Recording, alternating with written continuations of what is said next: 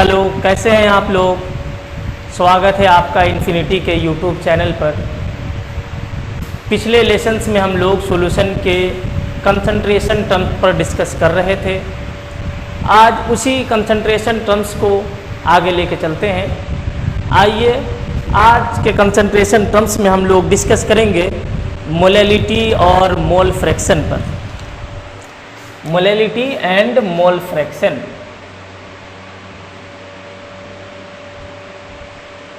Molality जिसको हम लोग हिंदी में कहते हैं मोललता, ठीक है। तो ये जो चैप्टर चलने वाला है सॉल्यूशन, इस सॉल्यूशन में मोलैलिटी और मोल फ्रैक्शन का बहुत ज़्यादा उपयोग है। यानी इस चैप्टर को पढ़ने के बाद आपको मोलैलिटी और मोल फ्रैक्शन पूरी तरह समझ में आ जाना चाहिए। तो देखिए असल में क्या है कि इस सॉल्यूशन में जो सॉल्यूशन चैप्टर चल रहा है, सॉल्यूशन चैप्टर में आपको आगे हेनरीज लॉ पढ़ना है, राउल्स लॉ पढ़ना है, आइडियल नॉन आइडियल सॉल्यूशन पढ़ना है और फिर कॉलिगेटिव प्रॉपर्टी पढ़ना है। तो कॉलिगेटिव प्रॉपर्टी में आपको मोलैलिटी काम देने वाली है। बिना मोलैलिटी के आप कॉलिगेटिव प्रॉपर्टी के न्यूमेरिकल नहीं बना पाएंगे। आपको राउल्स लॉ पढ़ना है। राउल्स लॉ मोल फ्रैक्शन के बिना आप नहीं बना पाएंगे, ठीक है। तो आज का लेसन मोलैलिटी और मोल फ्रैक्शन है। आप सभी से रिक्वेस्ट है कि आप लोग वीडियो को अंत तक देखें और मोलैलिटी और मोल फ्रैक्शन टर्म्स को पूरी तरह से समझें। तो चलिए स्टार्ट करते हैं। मोलैलिटी क्या है? जैसे कि आपने 11th में पढ़ रखा है मोलैलिटी क्या है, तो उसी को दोबारा हम लोग यहाँ पर रिवीजन के तौर पर पढ़ते हैं। मोलैलिटी क्या है? मोलैलिटी 1 kg सॉल्वेंट में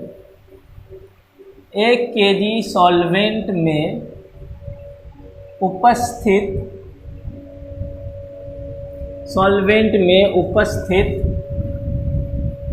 सॉल्यूट के मोलों की संख्या को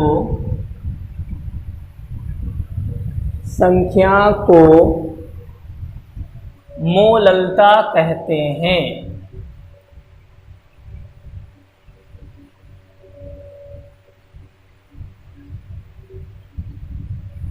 ठीक है। मोललता क्या है? सॉल्यूशन में जो सॉल्वेंट प्रेजेंट है, उस सॉल्वेंट का अगर मास 1 kg है और उस 1 kg सॉल्वेंट में आपके सॉल्यूट के जितने भी मोल प्रेजेंट होंगे, उन मोलों की संख्या को ही हम लोग मोलैलिटी कहेंगे। तो मोलैलिटी 1 kg सॉल्वेंट में उपस्थित मोलों की संख्या को कहते हैं। मोलैलिटी को हम लोग स्मॉल m से डिनोट करते हैं। तो एक पॉइंट लिख लीजिए, इसे m द्वारा प्रदर्शित किया जाता है।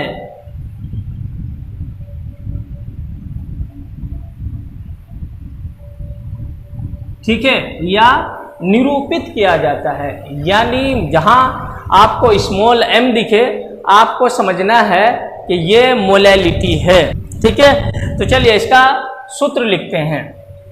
मोलैलिटी क्या होगा? मोलैलिटी बराबर क्या करना है? 1 kg सॉल्वेंट में जितने भी सॉल्यूट हैं, उन सॉल्यूट के मोलों की संख्या को मोलैलिटी कहेंगे। देखिए, मान लीजिए आपके पास एक सॉल्यूशन है। इस सॉल्यूशन में सॉल्वेंट है, माना आपने सॉल्वेंट A है और इसी जगह पर एक सॉल्यूट को डाल दिया हमने। ये हमने डाला सॉल्यूट क्या? B। ठीक है, सॉल्यूट और सॉल्वेंट दोनों मिक्स होने के बाद क्या बना? सॉल्यूशन। ठीक है, सॉल्यूशन।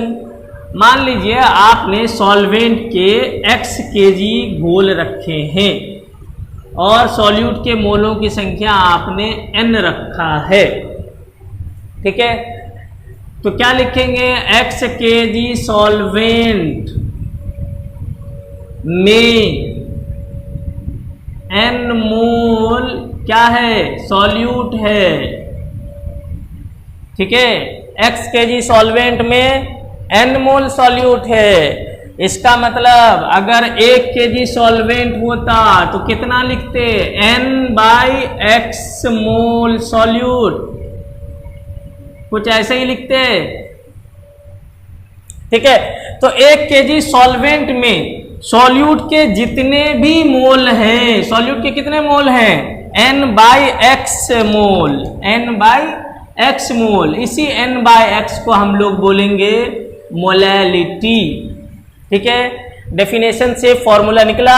फॉर्मूला क्या निकला अपना, मोलैलिटी बराबर मोल्स ऑफ सॉल्यूट आपका कितना था, n, और नीचे क्या है, x। x क्या है, सॉल्वेंट का मास इन kg। ठीक है, तो हम लोग मोलैलिटी बराबर लिख सकते हैं, मोलैलिटी बराबर मोल्स ऑफ सॉल्यूट, यानी विलय के मोलों की संख्या, विलय के मोलों की संख्या डिवाइडेड बाय क्या लिख लें, सॉल्वेंट का मास। तो क्या लिखेंगे, विलायक, विलायक के द्रव्यमान,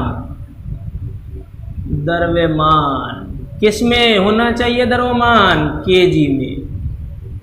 ठीक है, ये सीधा सीधा फॉर्मूला आपके डेफिनेशन से हमने निकाल के बता दिया।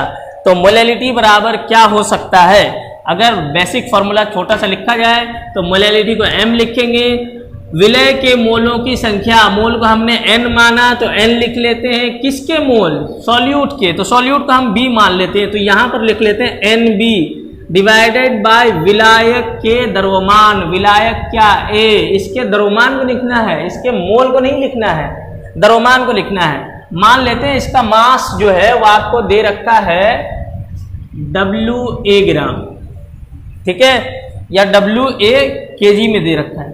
चलो, तो यहां लिख लेंगे WA। ठीक है, तो ये हो गया आपका एक बेसिक फॉर्मूला। यहां पर जो WA है वो WA इन kg। ठीक है, तो NB क्या है, सॉल्यूट B के मोल, और WA क्या है, सॉल्वेंट A के मास kg में। ठीक है, सॉल्वेंट A के मास A इन kg। ठीक है, वेट किसमें अभी, kg में है। अगर मान लीजिए कि आपको वेट दिया गया हो ग्राम में, यदि WA का मान ग्राम में दिया हो, ग्राम में दिया हो, तो फॉर्मूला कैसे लिखेंगे, तो फॉर्मूला दोबारा लिखते हैं, कैसे लिखेंगे, मोलैलिटी बराबर number of mole divided by WA। अब इस WA ग्राम में है, क्या करेंगे, इसको kg में बदलेंगे। kg में बदलने का मतलब इसको 1000 से भाग देंगे, और वो 1000 जो यहाँ होने वाला था वो कहाँ चला जाएगा, यहाँ। ठीक है, तो ये एक फॉर्मूला बन जाएगा आपका। ठीक है, अब देखिए NB क्या है, NB है सॉल्यूट के मोलों की संख्या। तो आपको मोलों की संख्या निकालना आता है। अगर आपसे बोला जाए कि NB बराबर क्या हो सकता है, तो NB बराबर आप जानते हैं weight of B divided by molecular weight of B। मोलों की संख्या क्या होती है, मोलों की संख्या होती है मास बाय मोलर मास। ठीक है, तो यहां पर हम NB के जगह पर उस वाले फॉर्मूले को भी लिख सकते हैं, यानी इसको M बराबर WB by MB into WA और ऊपर 1000। ठीक है, ये हो गया सबसे बेसिक फॉर्मूला। ठीक है, अगर आपको वेट दिया गया है सिर्फ, तो ये फॉर्मूला लिखेंगे। अगर आपको ग्राम में वेट दिया है और सॉल्यूट का मोल दिया है तो ये फॉर्मूला लिखेंगे। और आपको अगर बहुत ही सिंपल सवाल दिया गया है मोलैलिटी का, तो ये वाला फॉर्मूला लिखेंगे। ठीक है, तो मोलैलिटी आपको समझ में आ गया होगा। चलिए मोलैलिटी को एक एग्जाम्पल से समझते हैं।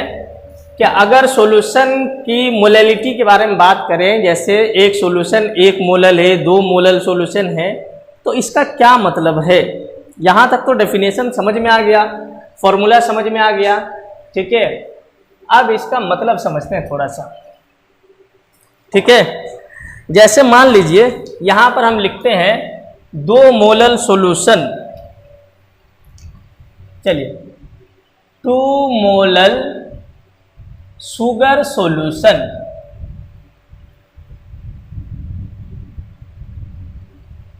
ठीक है। कंसंट्रेशन, एक सॉल्यूशन है उसके कंसंट्रेशन को हमने 2 मोलल बोला है, ठीक है। इसका क्या मतलब है 2 मोलल शुगर सॉल्यूशन। अच्छा, ये मोलैलिटी है, मोलैलिटी कितनी है 2 है।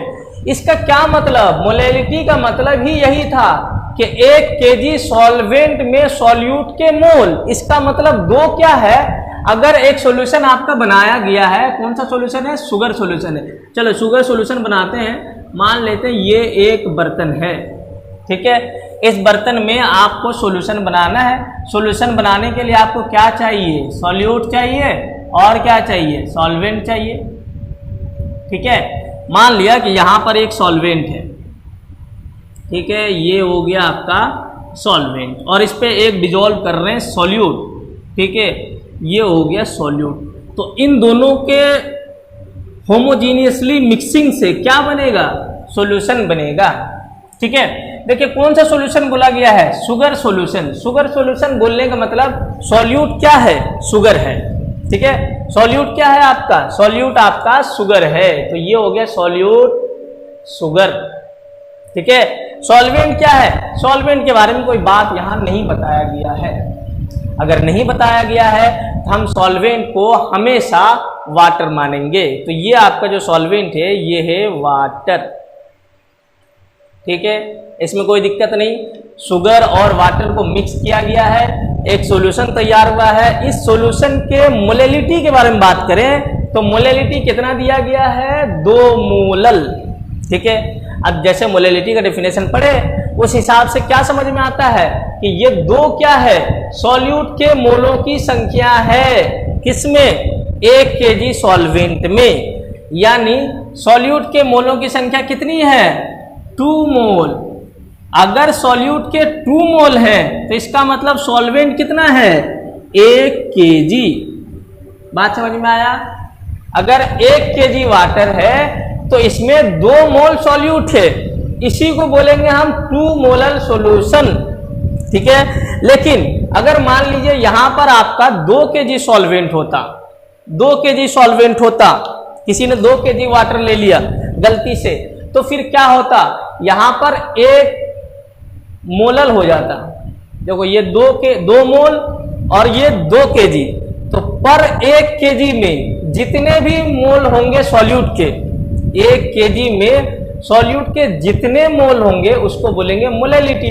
तो अगर यहाँ 2 केजी में 2 मोल हैं तो 1 केजी में कितने मोल होंगे, 1 मोल, तब बोलेंगे मोलैलिटी 1, तो 1 मोलल सॉल्यूशन हो जाता। लेकिन हम चाह रहे हैं कि सॉल्यूशन 2 मोलल ही बना रहे, तो क्या करना होगा अपने को ये करना होगा कि ये जो सॉल्यूट के मोल 2 मोल डाले थे, इनको 2 मोल को हटा के कुछ और 2 मोल डालते हैं, यानी एक्स्ट्रा 2 मोल डालते हैं।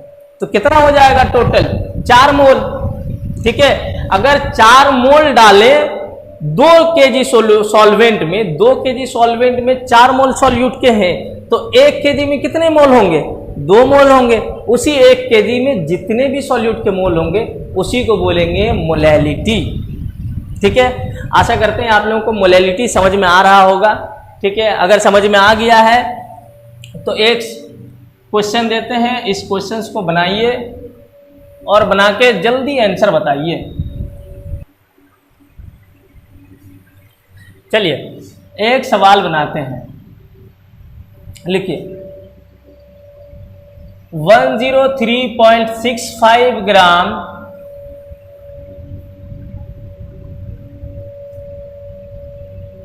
जलीय सॉल्यूशन में, जलीय विलयन में 3.65 ग्राम HCl घुले हैं। तो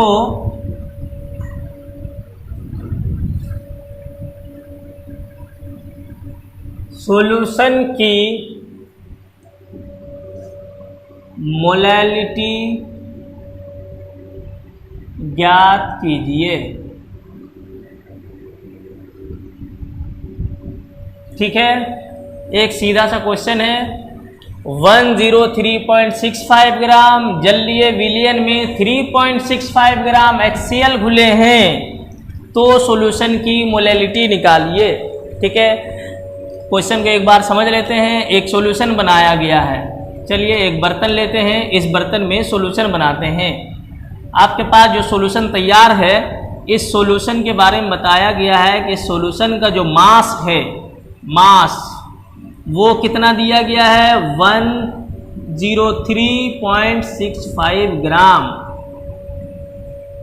ठीक है, और क्या बोला गया है, बोला गया है कि इसमें 3.65 ग्राम HCl घुले हैं। 3.65 ग्राम HCl, ये क्या है आपका सॉल्यूट। ठीक है, इसका मतलब यहाँ पर एक सॉल्वेंट है, और ये सॉल्वेंट आपका क्या है, जल। ठीक है, तो ये आपका सॉल्वेंट है H2O। ठीक है, ये बात आपको बताया गया है। आपको निकालना है मोलैलिटी।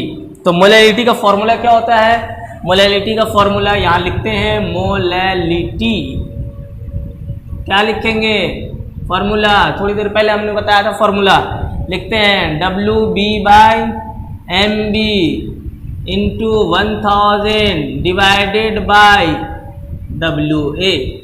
ठीक है, फॉर्मूला बता दिया, क्वेश्चन हमने समझा दिया, बस आप लोग आंसर निकालिए।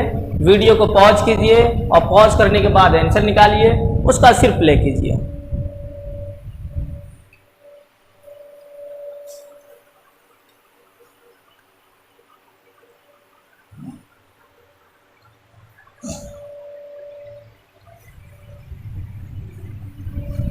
आंसर आ गया होगा आप लोगों का। चलिए एक बार हम भी निकाल के देखते हैं। ठीक है, चलिए ध्यान दीजिए। Weight of solute, weight of solute, solute क्या है, B है। वेट ऑफ सॉल्यूट कितना है, 3.65 ग्राम। तो मोलैलिटी में लिखेंगे 3.65 into 1000 divided by molecular mass of B, B का मोलर द्रव्यमान। मोलर द्रव्यमान बताइए, HCl का क्या होगा मोलर द्रव्यमान, निकालते हैं।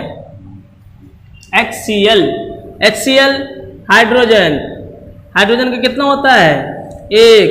Cl, Cl का कितना 35.5, कुल मिला के कितना 36.5 ग्राम। ठीक है, तो मोलिकुलर वेट कितना आ गया HCl का, 36.5 ग्राम, 36.5 gram into WA weight of solvent. Weight of solvent कितना होगा, क्या वेट ऑफ सॉल्वेंट ये है, नहीं, ये वेट ऑफ सॉल्यूशन है। इतना ग्राम जलीय विलयन, ये ग्राम किसका, विलयन का है। आपको चाहिए किसका, सॉल्वेंट का। तो सॉल्वेंट कैसे निकालेंगे, तो सॉल्यूशन में दो कंपोनेंट है, एक है सॉल्यूट और दूसरा है सॉल्वेंट। यानी सॉल्यूट के जितने मास हैं, सॉल्वेंट के जितने मास हैं, इन दोनों के योगफल से ही सॉल्यूशन का मास है। ठीक है, तो इसका मतलब सॉल्वेंट का अगर मास निकालना है तो सॉल्यूशन के मास में से सॉल्यूट के मास को हटा देंगे। ठीक है, तो सॉल्यूशन का मास 103.65 है, सॉल्यूट का मास यहाँ से घटाते हैं, कितना निकल जाएगा, 100 ग्राम। ठीक है, 100 ग्राम। तो ये 100 ग्राम क्या हो गया आपका, WA। ठीक है, चलिए WA यहाँ पर 100 ग्राम लिख लेते हैं। ठीक है, अब इसको कैलकुलेट करते हैं, क्या हो जाएगा। कैलकुलेशन बहुत आसान है, यहाँ से हटाएंगे डेसिमल को और यहाँ लगा देंगे, और यहाँ से हटाएंगे, यहाँ एक 0।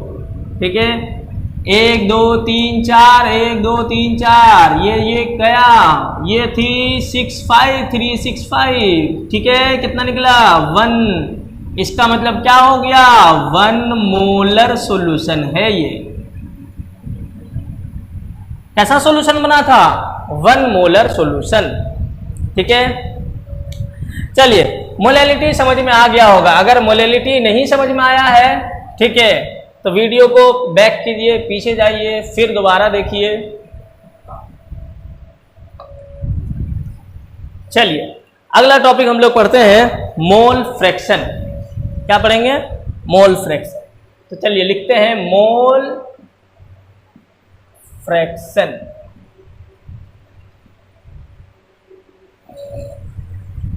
ठीक है, जिनका मैथ है वो तो फ्रैक्शन जानते ही हैं। फ्रैक्शन किसे कहते हैं, फ्रैक्शन, और जिसका केमिस्ट्री है ये तो बहुत दिनों से पढ़ रहे हैं कि मोल क्या है। ठीक है, यानी एक सॉल्यूशन है, उस सॉल्यूशन में सॉल्यूट भी है और सॉल्वेंट भी है। सॉल्यूट के मोल और सॉल्वेंट के मोल, दोनों के मोल उस सॉल्यूशन में मिक्स हैं। तो सॉल्यूट का जितना फ्रैक्शन है मोलों का, उसको बोलेंगे मोल फ्रैक्शन ऑफ सॉल्यूट, और सॉल्वेंट का जो फ्रैक्शन है सॉल्यूशन में मोल का, उसको बोलेंगे मोल फ्रैक्शन ऑफ सॉल्वेंट। ठीक है, तो चलिए इसका डेफिनेशन लिखते हैं और फिर इसको डिटेल में समझते हैं। लिखिए, किसी सॉल्यूशन में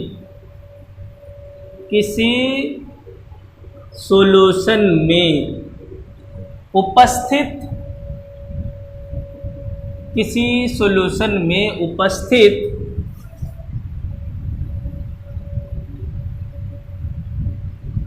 किसी कंपोनेंट के मोलों की संख्या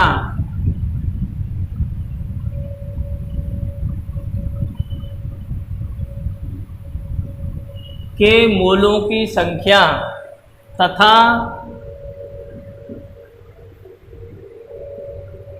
सॉल्यूशन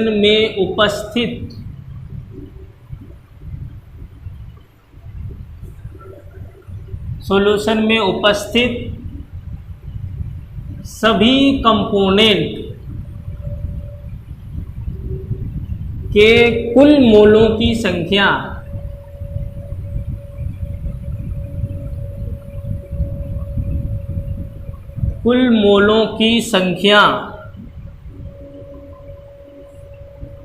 के अनुपात को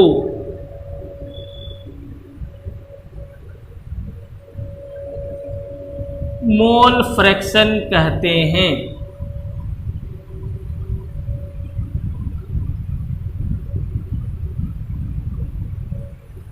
ठीक है, यानी एक सॉल्यूशन है, इस सॉल्यूशन में जितने भी मोल हैं, ठीक है, सभी मोलों की संख्या, यानी जो इस सॉल्यूशन के अंदर जो भी कंपोनेंट है, ऐसे तो अभी हम लोग बाइनरी सॉल्यूशन पढ़ रहे हैं तो 2 कंपोनेंट है, लेकिन अगर 2 के अलावे भी 3 कंपोनेंट हो, 4 कंपोनेंट हो, तो सभी कंपोनेंट के कुल मोलों की संख्या, ठीक है, और क्या है, किसी कंपोनेंट के मोलों की संख्या। यानी अगर किसी कंपोनेंट के मोलों की संख्या और सभी कंपोनेंट के कुल मोलों की संख्या का अनुपात करें, तो जो भी अनुपात होगा वो अनुपात को यहां लिख लेते हैं, एक टर्म, अनुपात को उस कंपोनेंट का मोल फ्रैक्शन कहते हैं। यहां पे एक टर्म छूट गया था ताकि बात क्लियर हो कि मोल फ्रैक्शन था किसका। तो उस कंपोनेंट का, जिस कंपोनेंट का हम यहां पर लिए हैं, किसी कंपोनेंट यानी उस कंपोनेंट का मोल फ्रैक्शन कहते हैं। ठीक है, मोल फ्रैक्शन को हम लोग x से डिनोट करते हैं। तो यहां पर अगर हम एक सॉल्यूशन तैयार करें, एक सॉल्यूशन, ठीक है, इस सॉल्यूशन में अगर हम एक कंपोनेंट ले सॉल्वेंट A और एक कंपोनेंट दूसरा जो कि सॉल्यूट है, और उस सॉल्यूट का हमने नाम दिया B, ठीक है, तो मोल फ्रैक्शन क्या है, मोल फ्रैक्शन है कंपोनेंट का मोल फ्रैक्शन। जैसे मान लीजिए A का मोल फ्रैक्शन लिखना है तो क्या बोलेंगे, A का मोल फ्रैक्शन, तो जिस भी कंपोनेंट का मोल फ्रैक्शन लिखना है उसी कंपोनेंट के मोलों की संख्या ले लेंगे। क्या है ए के मोल यानी एन, एन डिसाइड करता है एन, ठीक है। एन कैसे पता चलेगा? वेट बाय मोलर वेट से, ठीक है। तो एन ए बाय क्या लिखेंगे? सभी कंपोनेंट के मोल। तो एन ए भी है इस सॉल्यूशन में, ठीक है। सॉल्यूशन में क्या है? ए भी है और बी भी है। तो ए के मोल एन ए और बी के मोल एन बी। तो इसको हम लोग बोलेंगे मोल फ्रैक्शन ऑफ ए, ठीक है। इसी तरह से मोल फ्रैक्शन ऑफ बी लिखेंगे। मोल फ्रैक्शन ऑफ बी यानी एक्स बी। तो एक्स बी लिख लीजिए आप लोग। मोल फ्रैक्शन ऑफ बी यानी बी का मोल फ्रैक्शन लिखना है। तो जिस कंपोनेंट का भी मोल फ्रैक्शन लिखना है उसी के मोलों की संख्या ऊपर लिखना है और नीचे क्या लिखना है? सभी कंपोनेंट के कुल मोलों की संख्या। इन दोनों का जो भी अनुपात होगा उसी को हम क्या नाम देंगे? उस कंपोनेंट का मोल फ्रैक्शन, ठीक है। यहां तक बात समझ में आ रहा होगा मोल फ्रैक्शन क्या है, ठीक है। मोल फ्रैक्शन और मोलैलिटी दो टर्म आज हम लोग समझे। चलिए मोल फ्रैक्शन पर एक सवाल कर लेते हैं, उसके बाद फिर आगे काम करेंगे।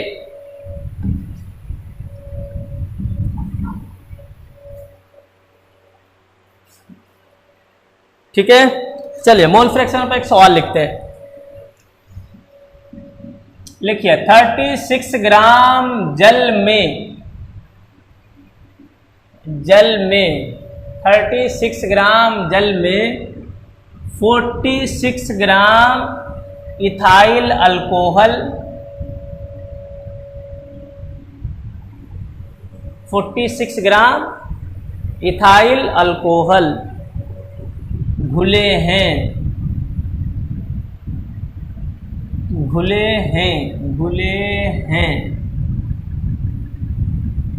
तो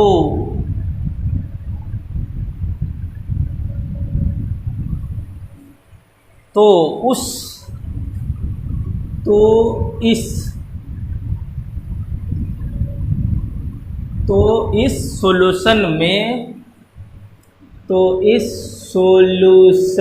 में उपस्थित सभी कंपोनेंट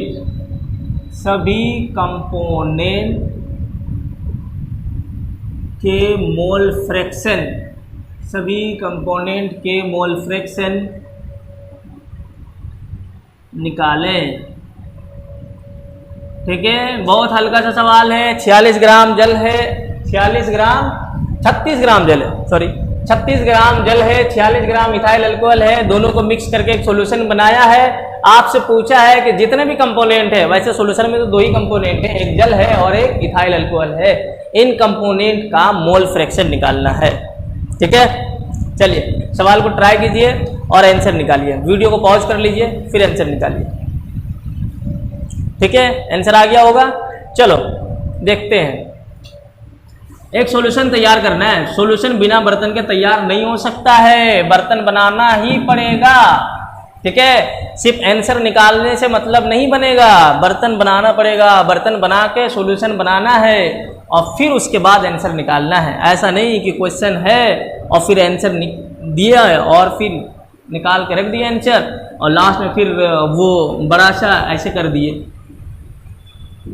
ठीक है, ये नहीं करना है। अपने लोगों को सॉल्यूशन है तो सॉल्यूशन बनाना है, सॉल्यूशन के लिए बर्तन लेना ही पड़ेगा, थोड़ा इमेजिनेशन करना पड़ेगा। ठीक है, तो एक सॉल्यूशन है, बर्तन ले लिया हमने। बर्तन में क्या करना है? 36 ग्राम जल। कितना ग्राम जल लेना है? कितना ग्राम जल लेना है? 36 ग्राम जल लेना है। तो चलो यहाँ पर हम जल ले लेते हैं 36 ग्राम। ये 36 ग्राम जल। और क्या लेना है? 46 ग्राम इथाइल अल्कोहल। और क्या लेना है? Ethyl alcohol. कितना? 46 gram ethyl alcohol.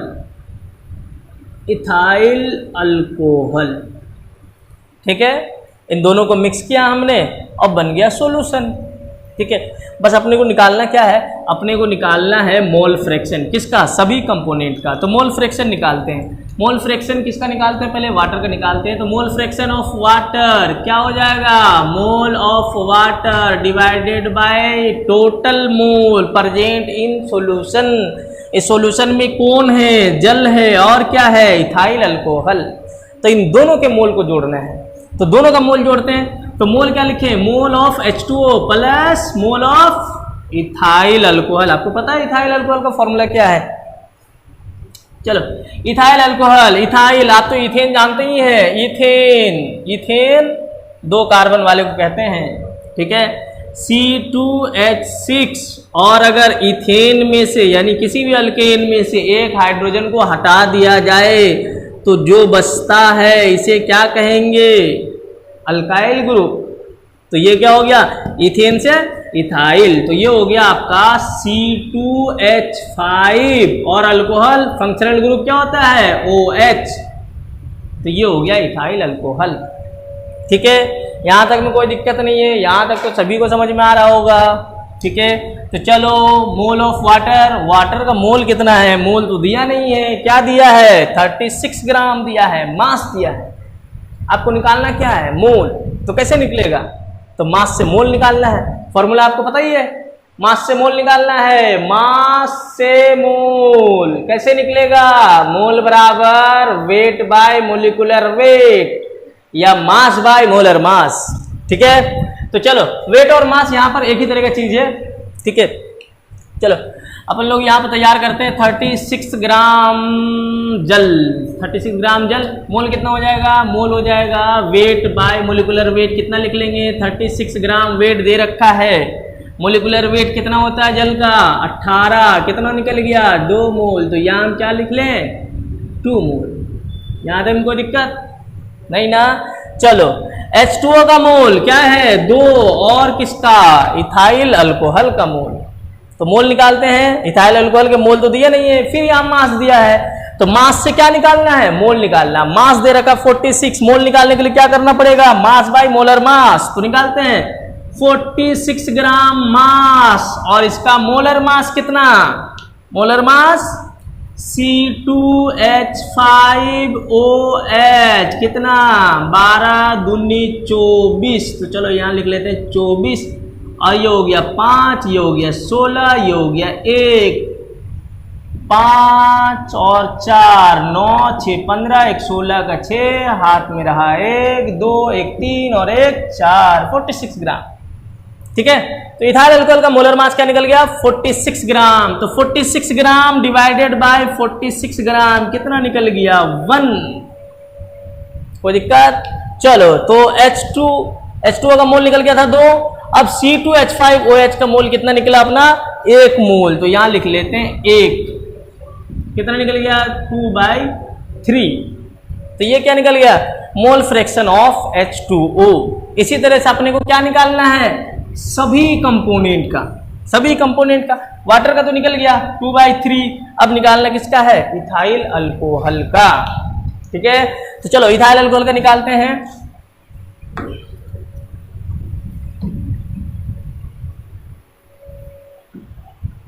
Mole fraction of ethyl alcohol,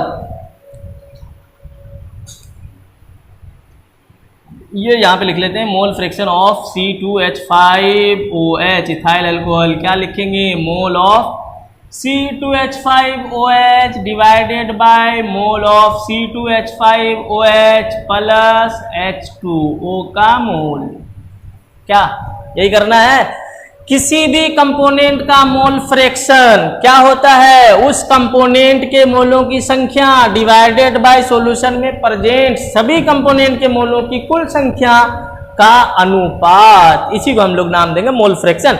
तो मोल फ्रैक्शन हो गया, तो मोल ऑफ इथाइल अल्कोहल कितना, इथाइल अल्कोहल का मोल, इथाइल अल्कोहल का मोल कितना था 1, तो यहां लिख लेते हैं 1 डिवाइडेड बाय इथाइल अल्कोहल का मोल 1 प्लस H2O का मोल, H2O का मोल कितना था 2, चलो 2, तो 1/3। तो ये क्या निकल गया, mole fraction of C2H5OH ethyl alcohol, और क्या निकला था 2/3 मोल फ्रैक्शन ऑफ वाटर।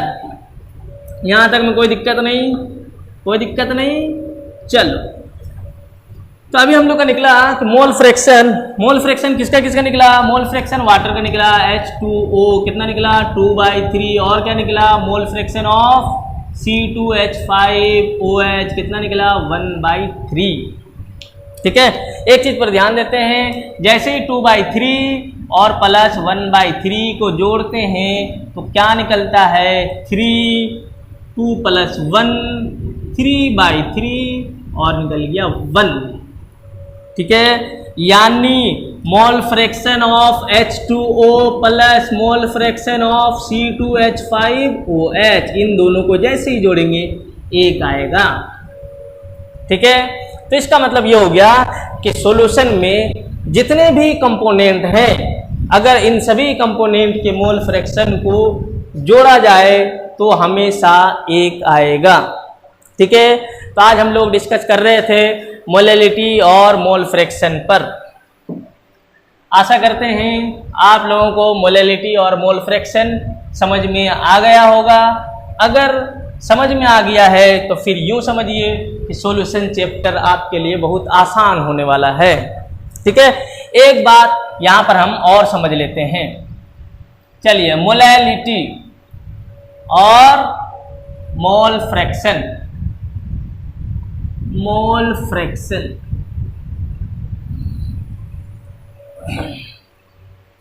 चलिए दोनों का फॉर्मूला लिखते हैं। मोलैलिटी का फॉर्मूला क्या था? मोलैलिटी बराबर था weight of solute divided by molecular weight of solute into weight of solvent, और यहाँ था 1000। ठीक है, ये फॉर्मूला था इसका। यहाँ पर हमने मोल फ्रैक्शन का भी फॉर्मूला निकाल लिया। जैसे किसी एक कंपोनेंट ए का मोल फ्रैक्शन लिखना था तो क्या लिखते? Na/Na प्लस Nb, और अगर बी का निकालते तो क्या लिखते?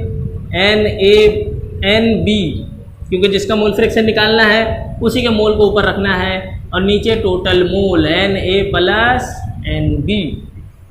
ठीक है, यहाँ तक बात समझ में आ रहा होगा, यहाँ तक हमने पढ़ लिया। चलो यहाँ पर से आगे एक दो चीज और समझते हैं। एक दो चीज क्या समझते हैं कि इस वाले टर्म को, ये जहाँ से निकला है फॉर्मूला इसका, वो क्या था? वो कुछ इस तरह था, mole of solute divided by weight of solvent, ये फॉर्मूला था। ठीक है, अगर ये फॉर्मूला था तो अगर इसका यूनिट लिखा जाता तो क्या लिखते? मोल डिवाइडेड बाय केजी, तो इसका यूनिट हो जाता मोल पर केजी। ठीक है, इसमें कोई दिक्कत नहीं है। अगर इसका यूनिट लिखा जाता तो क्या लिखते?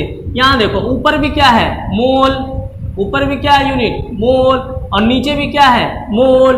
मोल प्लस मोल हमेशा मोल। ठीक है, मोल प्लस मोल हमेशा मोल। तो यहाँ भी क्या यूनिट होता? मोल, और ऊपर नीचे दोनों मोल, तो क्या बोलते? Unit less. यहाँ पर कोई यूनिट नहीं होता, तो मोल फ्रैक्शन का कोई यूनिट नहीं होता है, और मोलैलिटी का यूनिट मोल पर केजी होता है। ठीक है, यहाँ तक बात समझ में आ गया है। एक बात और समझ लेते हैं, मोलैलिटी में ये WB क्या है? Mass of solute. ये क्या है? मास है या वेट है। अभी केमिस्ट्री में मास और वेट एक जैसा ही मानना है। फिजिक्स वाला रूल नहीं लगाना है कि मास बराबर m और वेट बराबर mg, ये यहाँ नहीं करना है। ठीक है, चलो, तो ये मास हो गया या वेट हो गया। mb क्या है? mb भी वही है, मास और वेट, तो ये भी क्या है? मास है। wa क्या है? ये भी है मास। तो इस फॉर्मूले में जितने भी टर्म्स इस्तेमाल हो रहे हैं सभी क्या है? मास है। और मास की ये खासियत है कि मास इंडिपेंडेंट है टेम्परेचर पर। ठीक है, इंडिपेंडेंट ऑफ टेम्परेचर। जब मास इंडिपेंडेंट है टेम्परेचर पर इंडिपेंडेंट का मतलब ये कि ऐसा नहीं है कि 1 केजी सामान कोई सा भी आपके पसंद का, ऐसा नहीं कि वो गर्मियों में वजन उसका यानी मास उसका कम हो जाए और ठंडियों में बढ़ जाए, या फिर ऐसा नहीं कि ठंडियों में कम रहे और गर्मियों में बढ़ जाए। ठीक है। तो मास क्या है, वो टेम्परेचर पर डिपेंड नहीं करता है। जब मास टेम्परेचर पर डिपेंड नहीं करता है तो मोलैलिटी तो सिर्फ मास का ही कैलकुलेशन है। इस मोलैलिटी के कैलकुलेशन में क्या है, सिर्फ मास है। अगर मास डिपेंड नहीं करता है तो इसका मतलब मोलैलिटी भी टेम्परेचर पर डिपेंड नहीं करेगा। इसी तरह मोल फ्रैक्शन भी टेम्परेचर पर डिपेंड नहीं करता है। क्यों नहीं करता है, क्योंकि मोल फ्रैक्शन यूनिटलेस है और मोल फ्रैक्शन ओनली एक फ्रैक्शन है, और फ्रैक्शन एक नंबर होता है और वो नंबर कभी टेम्परेचर पर डिपेंड नहीं करता है। ठीक है।